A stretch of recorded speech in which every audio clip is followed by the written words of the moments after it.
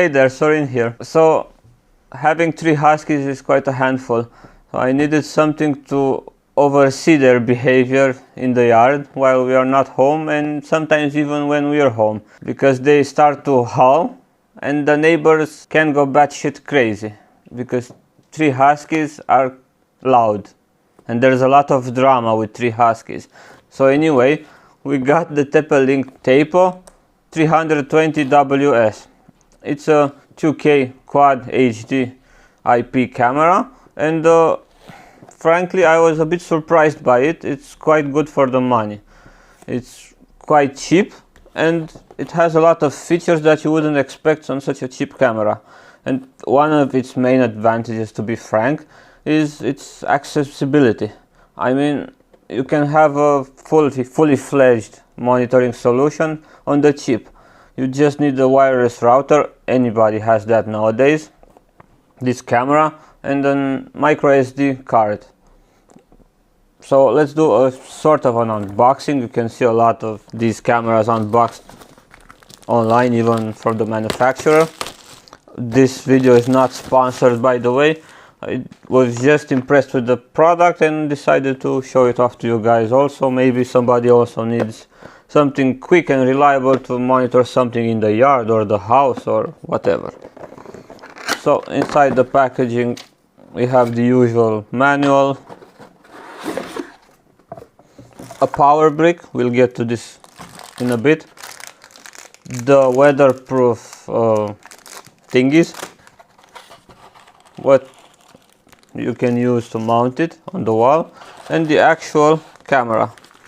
Now its design is not the most incognito, to say that. I mean, you can clearly see this is a security camera, but it looks pretty modern, pretty okay. You can see the 2 front LEDs that get lit on night when you want it to see in color. Or if you set an alarm, they can blink, it can make a sound because it has 2-way audio. It has a speaker and a microphone. That's very handy. Here you can also slide the micro SD slot. This version goes up to 512 gigabytes. Be careful, inspect the packaging if you buy it physically, because near the serial number you can see version 2.2. Now this is the first version that allowed cards up to 512 gigabytes. The other versions 2.0 and 1 allowed 256 gigabyte micro SD card, so that's very important, so you don't buy a card that will not work with your camera. The camera can connect to your router via wireless or LAN, the cable. Here you also have the power slot. Please mind that one of the minuses of the camera is that it doesn't have PoE. That means it cannot be powered through the network cable, but the brick has a 3-meter long cable. So that's quite sufficient in most cases, but do mind the fact that this is not weatherproof. So that's another minus for the camera. You need to place this somewhere where it doesn't rain or something. Now, bearing in mind that this is so long, that's quite easy. I never had any issues with this, and this is not sensible to minus 4 degrees Celsius or extreme heat. I did not have any problem with that. So just something you need to keep in mind. Another option for storage, if the micro SD card is not enough, but in my opinion it should be enough for most people.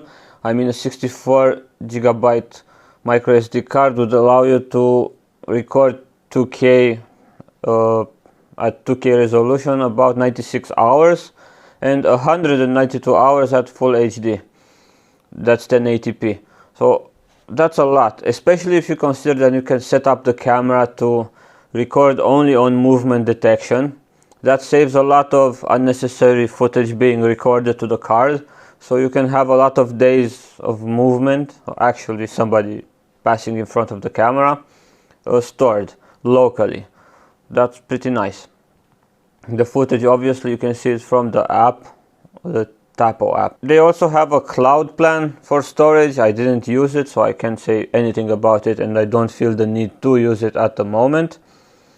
And to finish with the minuses, because they are not important in my opinion, not such big minuses for a camera with such a low price, it would be that it doesn't have an internal battery backup or something like that, or a solar panel like some cameras have.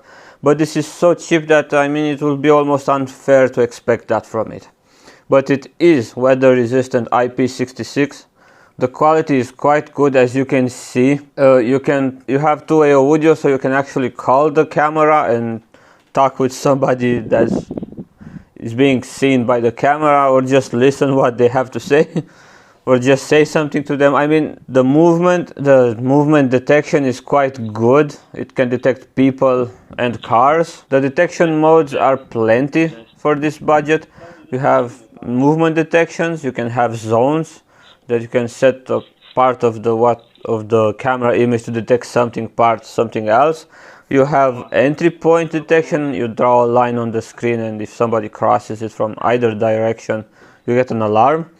You have zone-based detection. If somebody enters a zone, you get an alarm. So it's pretty fully featured. If you want to see all the features and read and know more about it and see footage from this camera non-altered by YouTube, because YouTube processes the videos a little, you can head over to the blog. You'll have a link in the description. It has an app for Android or iOS. It's fairly easy to install. I mean, you just have to follow a few steps.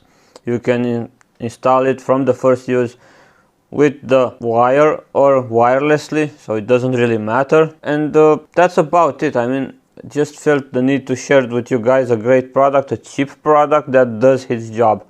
I was surprised by it. At first we just bought one to see if it works, and it did.